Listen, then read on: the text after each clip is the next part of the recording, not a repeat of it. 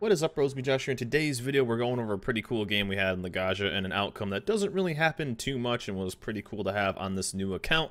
Right now, we're playing the new account. This is the Josh Day 1 account, where we are doing two new series on the YouTube. I'll put a link down below. We're doing two new series, one of which is World of Warships for beginners, a whole new series for people just starting out, going all the way from day one stuff of setting up an account all the way to advanced stuff at the end.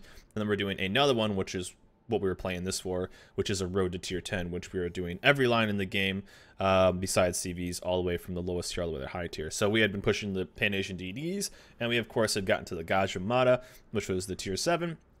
And this was actually one of the first few games we actually got with the ship, and was a pretty cool game to have, and I'm glad we had it live on stream, and a pretty fun game to go over and kind of show you guys not only the strength of the ship, but not a good game on top of that. So the Gadjah end up being is so far on the Pan-Asian DD line, I think one of the strongest ships on this line, if not tier for tier strongest ship on this line. Like you get ships like the Yu Yang, which is extremely strong, the Chungmu, which is extremely strong. Some of the low tiers are extremely strong too, like the Shenyang at tier 4 is extremely good as well. But I think probably tier for tier, it's really hard to beat the Gadjah, and I just find this ship to be so much fun, so good, and just a blast to play.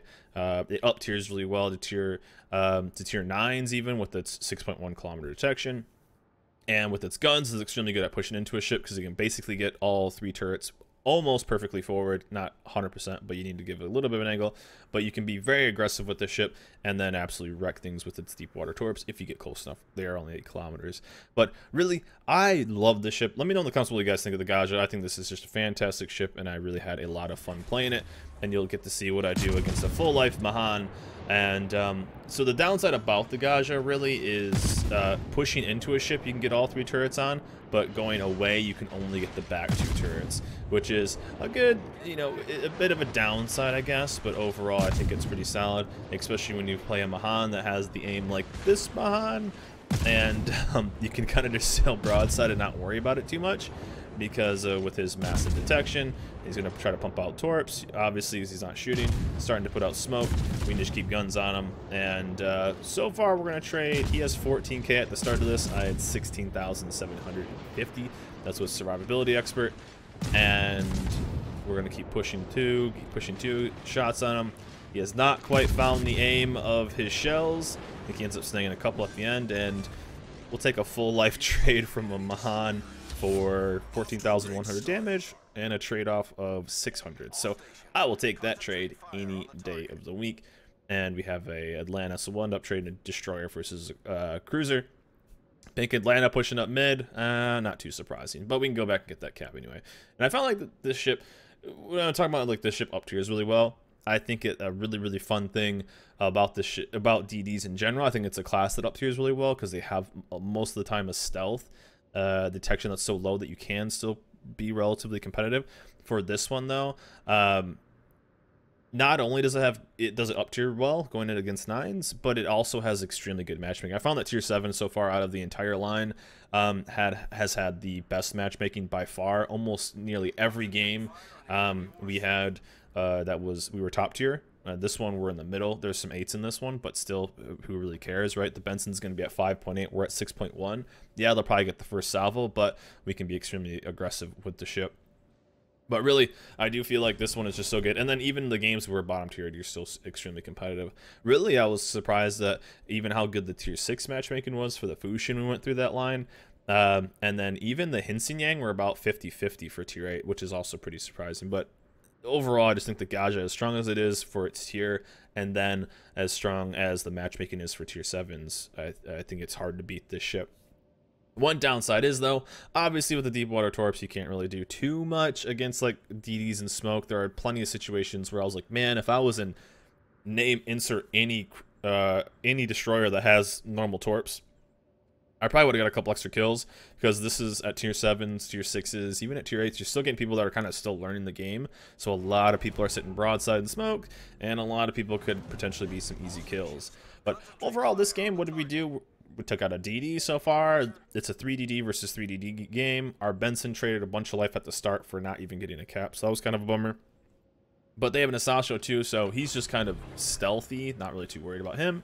And they have a Benson, which tend to be a little bit of a problem, but not too crazy. But we're up 2 caps now to 1 and 3 kills to 1, where our Atlantic gifted them. He was our handicap, giving them one free ship. So there we go. And the downside is with only 8-kilometer torps too, you can only get so close.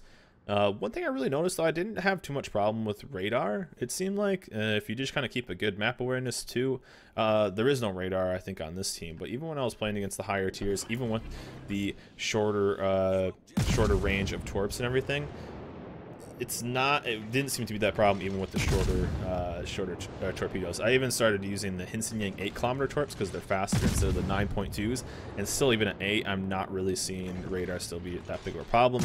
It may just be kind of how you play these. You kind of get in, light a DD, get out, and then wait for the team to kind of get beat up, and then start pushing in. One thing I did do a lot, though, is as you see with this Baron, is I would shoot, make them force a fire, because you tend to have a pretty decent fire chance, as well as a pretty good rate of fire. So what I did a lot of the time was I would start a fire, and then I would switch to torps, try to get a flood, or make them force repair, vice versa. And it tended to help a lot. And this one, we got another fire here. And so he's stuck with at least, he has 2 sticky fires now. So we'll drop a set of torps out, use the smoke. Oh, actually, no, the New Orleans had a fire on him. And then the Baron will take a fire, as well as using the smoke in between us, and hopefully get him a torp right here and force that repair, which is awesome. And then hopefully get a flood. So there we go. So now he has a sticky flood and a sticky fire for almost a full duration. So that was one thing that I did a lot with this ship, and I've done a lot with these ships in general, was try to force that repair, get something, because your torpedoes tend to be shorter range, but they are deadlier because they can basically be harder to stealth, harder to avoid. And you can see right here too, trying to aim for that back, try to get another fire on him. Yeah, it's just good to get some alpha damage. I was praying to not get my torpedo tubes destroyed. Luckily, he only knocked him out, so we got a little lucky there. And this is where the team starts to get a little bit falling apart here, kind of a bummer. And there we go, kind of wreck them there. Already 55k damage, 2 kills, one of them which was a destroyer, one of them which was a bottom tier battleship, so nothing too crazy to celebrate there. But we still have map control, which is really good. We have a cruiser over on D cap, we're starting to cap C. So even though we're now evened up on ships, we've lost a top tier battleship, we've lost 2 relatively strong cruisers, and we lost the bottom tier. So right now overall we're pretty balance. We do have an advantage since we have 3 destroyers there too, so that's just map control. That's one thing that's really been highlighted since I'm playing this line a lot, is just map control, capping, and I've capped a lot. I capped a lot with this. So my whole main mission as a destroyer, especially since I've just been purely solo queuing these a lot, is really focus on just fundamentals. So what am I doing? I have guns, and I have a low detection, and I have the ability to cap relatively easily. So that's one thing that I have kind of just recognized, and it's really helped me keep, even this is solo queuing on this new account, just keeping a high win rate of just playing the fundamentals, which I think a lot of people don't really end up doing. And I mean, if people just really want to go out and focus on want to go out and focus on damage, that's fine. Go out and just focus on battleships. You see that a lot. You see this a lot with the kind of the mid-tier battleships as well, where they are only shooting at other battleships. It depends on their play, but with this line, I've really noticed that just going and purely focusing on the fundamentals of a destroyer, especially a gunboat destroyer, of taking out destroyers, capping caps, has had just a massive influence. Like if we wouldn't have gone through, won that cap at A, and then pushed through, like I could have just easily just chased that Fuso into the corner, right? I could have easily just chased that damage and chased these guys, not worried about that destroyer, not worried about putting a fight up on that Baron, forcing some more damage on that New Orleans. I could have easily just gone out and just tried to damage farm and probably gotten a lot more damage, but we probably would have easily lost this game. Instead, I focused more on map control, I focused more on taking out certain ships, and I really focused on just kind of the fundamentals of a lot of these destroyers, which I think a lot of people don't do. I think a lot of people really do kind of focus on getting the glory of the big damage wins. I always say that I could care less if I get a kill, I could care less if I do a bunch of damage, but and there's a nice kill right there. So we do have a pretty good advantage right now. 5v5, they've lost 2. We just lost another ship, and I think we lose that guy right there as well. But I could care less if I get the big numbers, as long as we just get a good win. You know, it's not all about just, oh man, the screenshots. Look at this. Look how much, you know, I did 200x. I did 200,000 damage in this ship, but it was a loss. I would rather have a 2,000 or 20,000 damage win than a 200,000 damage loss. I mean, it's cool to see the big numbers, but for me, as long as I'm focusing on the win, which we kind of do this game, that's what I tend to find fun. I mean, it's all up to certain people on what they find fun. So what that guy finds fun is the Benson that just got killed behind me is shooting open water with armor-piercing shells. So he does not like to win, but it's all right. So what we had an advantage for a while, we definitely don't have an advantage now. We were pretty even with ships. We had a destroyer advantage, but he wanted to open fire, ripple fire with a armor piercing. So we are down nearly a 2-to-1 disadvantage, but we do have that map control, and we do take another ship down. So for me, what I'm trying to do is, one, I'm looking at the clock. 2, we got 8 minutes left. We have 3 caps, and they are all on basically the 8 line and east. Now they do have an Asashio, which we can only assume is with that group, because last time we saw deep water torps on C cap. So my guess is the Asashio would go to D cap. These guys would cap out C. I'm going to try to potentially get into a situation where I can just get perma resets. That was my goal here. And if they can take out cruisers, like that guy's starting to shoot at cruisers, he's extremely low. This will be pretty good. One, I can mess with these battleships. They're all, you know, we have 2 cruisers. I know that they're both pretty low, and then there's an Asashio, which I can easily outgun. So I'm not too worried. And I can just sit broadside and smoke, because Asashio is deep, deep, deep water torps, only battleships. So I don't really have to worry about that. So this was a bit of a bummer though here, and I was planning on, so we see the New Orleans, and we see the Miyoko. So right here, there's the Asashio. So I'm not too worried about him. I don't even think he even fires at me, so he's not really that big of a worry. But we just saw the New Orleans take some damage. I'm not worried about this Asashio at all. He can push me. I'm just gonna beat him, but I do want to kill that New Orleans. He's so low. And one thing too, I'm looking at the clock, I'm looking at the caps, I'm looking at the points, and I'm looking at life on these cruisers. And the thing I'm looking really at those life on the cruisers is I'm looking at life on the cruisers to potentially win a 1v1 gunfight. So with their lives being so low, we're pretty good. One thing too we noticed right there is we know the Asashio didn't go to the C cap. This Asashio has played this a little confusing to me, but he did not go onto the C cap, because when the Arizona got hit, it didn't have, it was a full reset, a complete full reset. So and one thing too we wanted to do was we wanted to get torpedoes on both those battleships. 8 kilometers, just barely didn't reach that Arizona. He probably would have been dead. And we didn't get a flood on that Colorado, which is an extreme bummer. So I was going to sit in that smoke and kind of, you know, get some resets, but we didn't end up having anybody else to spot, which was a downside. So they wound up getting C, New Orleans with the D cap. And so I'm trying to figure out what can I do to lock in these. Our Scharnhorst is going to continue to just push into a bunch of battleships. Our New Orleans is going to die. And if you guys can kind of figure out what's about to happen, we're about to go try-hard mode. And I was trying to save the Scharnhorst's life. If he could just kite this away, he would have actually probably survived. He's pushing into what was recently spotted Asashio, which would love to chew up a Scharnhorst for days. And we're using the cover right here. We're trying to kind of figure out too where the Asashio is. There's a small little gap there. So as long as this guy just keeps these guys spotted, if we get resets, that'll be good. I'm just trying to save us as many points as possible. That's really what I'm trying to do. I think I even used, there's 2 nice resets right there. I'm trying to figure out where everything is. Obviously, we found out where the Asashio is. The smoke is on C cap. We know where the New Orleans is. He was just spotted. And so now I'm trying to do the quick maths in my head. 2 + 2 is 4, -1 is 3.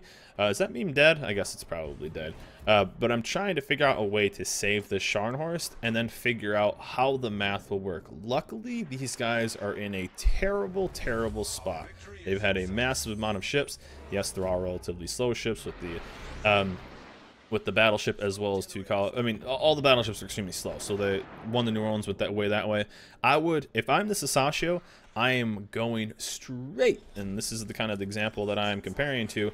If I am the Sasasho, I go straight to B cap and I go straight to A cap. You're the fastest ship on your team by far, and what you can do is you can just basically just win the game that way. Because what are you going to do? You're going to lock out our point production. Obviously, you're going to have to. I mean, obviously, they're going to kill the Scharnhorst. He's dead now, and now you are. It's up to you. He does. Apparently, they don't say it on the replays, but one of two things, right? This Sasasho, I'm either going to, one, try to find the destroyer, or two, go cap. And this guy basically went and he ended up getting the kill, or he ended up getting some more damage on our Scharnhorst. He ended up taking some torps, and now he's dead. So it's 1v6, but we had map control for so long, right? Arizona's gonna have to go all the way over to B. This is Sasha. We're gonna look for his torps and see what we can get. And now I'm trying to figure out, can I survive 4 minutes? I'm not too worried. The only thing that's going to spot me is the Asashio. I'll be able to outgun him. I have 11k to his 13, 14k or whatever he has. He didn't even shoot once, so I'm expecting him not to shoot again. And all I need to do is this New Orleans or the Miyoko to just not surprise me at 5 kilometers and then just destroy me. But even if they do, they're at, you know, 3k each, so I can probably just gun them down. So I'm looking for that easy kill right now. One, I'm trying to figure out where the Fuso is. It's right there too, where his guns are. And this is what I'm looking for right here, is I'm looking for a nice easy kill to snag us some points. We probably don't need this, but if I get this, it basically secures us the win. So a couple nice shots. He's going to repair that fire. Our alpha damage is pretty solid. As long as the trade is fine here, we got the kill, so that's fine. I'm just gonna go dark now, so that gives us another about, what is it, 180 or 80, 100 points right there. So it's not too bad. We're only gonna trade about 1,000 life for a kill, and we're gonna go dark due to smoke. So we basically lock it up with that kill. That was just in case. I don't even know where the Asashio ended up going. I don't know if he tried to find me. I wasn't ever targeted by him. Another smart thing, I mean, this Sasasho could have done 3 things that probably would have at least helped him. Was 1, go to B cap and stop that. 2, hunt me down, which I don't think he did. I don't think he got anywhere close to me. And 2, gone to D cap just to defend D cap. So he didn't do either of those. These were 200 IQ torps. What I was trying to do was keep my smoke into a straight line as much as possible, and then bait him into thinking I was on that side of the island. Because if I didn't have to, I didn't want to fight this Miyoko. Miyokos, although they reload relatively slow, they hit extremely hard. So he could have easily done 9k damage to me. Even before I could have done the 3,500 to him easily, because their armor is pretty thick. So that's what I was happy. He kind of took the bait and stayed on that side of the island. We just basically got the roll out, and we're gonna head over to decap and cap it. So as you can see, I have no idea where the Sasashio went. He had 3 decent ideas, or 3 decent choices, and he picked the 4th one, which is basically, I guess, sail around the open ocean. I don't know, but kind of a bummer. I guess it's you get that a lot with the Sasha players who are just hunting for damage. So this is exactly what I'm talking about, is the fundamentals of the game, and fundamentals basically won this game, as well as the ship just being extremely good, and we being relatively smart throughout the entire game. We got map control, we had map control, we killed important ships, and then from there we were able to actually get a solo warrior. This is my 3rd solo warrior ever. I think that's, for as many games, I'm probably a pretty low number on that. But 3rd solo warrior ever, and it was kind of funny because I have 2 on my main account, and this is the new account with, I think it has like less than 100 games on it, and we already have a solo warrior. So we're gonna go out. Looks like the battleship's fine out there. I have no idea where the Sasashio went. It's crazy. I mean, he didn't go to B cap. Maybe he's going all the way over to A cap. I'm not sure, but you got to look at the map a little bit more. Again, I'm just trying to keep an eye on where that Miyoko is, and we're just gonna push towards D cap and then just hang out there if needed, and we'll watch this tick out, and we'll win by points. So pretty fun game. I think overall just a cool thing. It was a very smart, cautious play. I think overall we still would have won anyways with me not having to kill out New Orleans, but that just basically sealed it for sure, and that's the situation I was kind of looking for. So overall, a GG, a really fun game, and I really had a good time playing this. This was pretty cool because it was on stream too, and I was I was like, as soon as I ever like go try hard, I get really quiet. So everyone in chat was kind of giving me some grief about that. But a nice win at a tier 7 game. We'll win it out there, and down goes the timer. So overall, a fun game in the Gadjah, and I wanted to kind of show you guys just how kind of fundamentals, if you play them and kind of really just kind of focus on that, getting that map control can really be so worth it at the end. At one point, we were down. It was me 1 versus 6, 1v6, and we even ended up getting the win just because of how long we held those caps. Caps aren't everything in this game. You can outkill the caps, but overall, if you just have that cap control, it can be worth so many points. You can actually see it in clan battles too and ranked. Those points add up extremely, extremely fast. If we wouldn't have had that, right, if we wouldn't have recapped the B cap, if you wouldn't have capped C, if you wouldn't have capped D, we would have definitely had I would have definitely had to go a bit more aggressive and gone more gumbo, and it would have been a bit more of a dangerous game. But overall, a really fun game in the Gadjah, guys. Hope you guys enjoyed this video. Let me know in the comments below what you guys think about the Gadjah and the overall Pan-Asian DD lines. I'll put a link down below to the 2 new series I'm working on, so you can check them out, and you can come watch this stream online on my Twitch, twitch.tv/mejash. I'll put a link down below as well. And anyways, guys, that's it for me. Hope you guys enjoyed this video. Remember, like, subscribe, and I'll see you guys next time.